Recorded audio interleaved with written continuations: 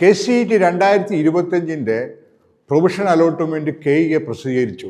ഞാൻ പറഞ്ഞ പോലെ തന്നെ 1,99,627 റാങ്കുള്ള ഒരാൾക്ക് മെഡിക്കൽ കോളേജ് കിട്ടി. എങ്ങനെയുണ്ട്?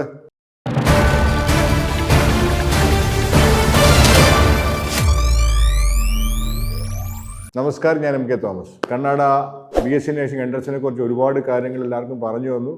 എല്ലാവരും ഏകദേശം അതുപോലൊക്കെ ചെയ്തു പ്രവർത്തിച്ചു എന്നൊക്കെ വിശ്വസിക്കുന്നു. ഞാൻ പണ്ടും പറയായിരുന്നു, നേരത്തെ പല പ്രാവശ്യം 100 തവണ മേൽ പറഞ്ഞിട്ടുണ്ട് 2,25,000 വരെ മെഡിക്കൽ കോളേജ് കിട്ടുമെന്ന്. പക്ഷേ പലരും പല രീതിയിൽ അങ്കലാപ്പിൽപ്പെട്ട് പലരുടെയും പ്രേരണയാൽ മാറിപ്പോട്ട്. എന്നാലും എൻ്റെ അടുത്ത് വന്ന് ഞാൻ മാർഗദർശനം കൊടുത്ത ഒരു കുട്ടി 1,99,627 റാങ്കുള്ള ഒരാൾക്ക് അദ്ദേഹത്തിന് കിട്ടിയത് പ്രൊഫഷണൽ അലോട്ട്മെൻറ്റ് കിട്ടിയത് ഡോക്ടർ BR അംബേദ്കർ മെഡിക്കൽ കോളേജിൻ്റെ BSc നഴ്സിംഗിലാണ് കിട്ടിയിരിക്കുന്നത്. നിങ്ങളൊരു കാര്യം ഓർക്കണം, ഇത് പ്രൊഫഷണൽ അലോട്ട്മെൻ്റ് ആണ്. നാളെയാണ് അടുത്ത അലോട്ട്മെൻറ്റ് വരുന്നത്. ശ്രദ്ധിക്കണം.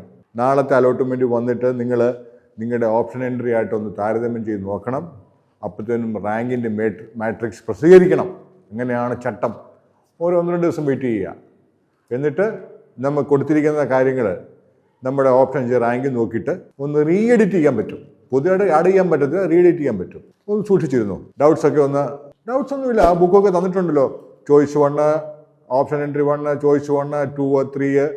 ആദ്യത്തെ നമുക്ക് അവിടെ ഹോൾഡ് ചെയ്തുകൊണ്ട് രണ്ടാമത്തിലോട്ട് പോകാം. ആ ബുക്കൊക്കെ ഉണ്ടല്ലോ.